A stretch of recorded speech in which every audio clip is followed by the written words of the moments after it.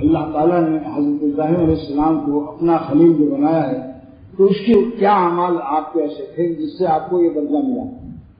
ان اعمال کو تذکرہ کرنا چاہتا ہوں مفسرین کے اقوال کی روشنی میں۔ پہلے آپ خلت کے معنی سمجھ لیا آپ لوگ، یہ خلت کس کو کہتے ہیں؟ جب محبت شدید ہو کر دل کے ہر جز میں داخل ہو جائے، وسط میں، المراد بالخلت ان المحبت اذا دخلت فی خلال اجزاء القلب، جیسا آپ خلال کرتے ہیں تو دو دانتوں کے درمیان میں کچھ کام کرتے ہیں یا نہیں، ویسے دل کے اجزاء قلب کے خلال میں یعنی وسط میں داخل ہو جائے محبت۔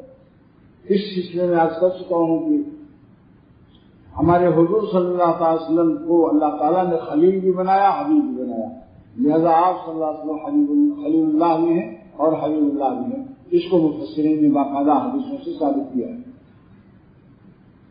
اور ہم لوگوں کی تسلی رحمت للعالمین صلی اللہ علیہ وسلم کا یہ کرم ہے کہ ہمارا نام بھی رہ گیا۔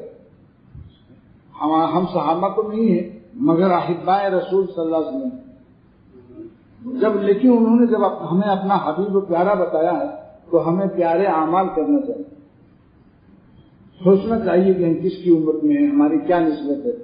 اللہ تعالیٰ سے بندہ ہونے کا شرف، حضرت آدم علیہ السلام کی اولاد ہونے کا شرف،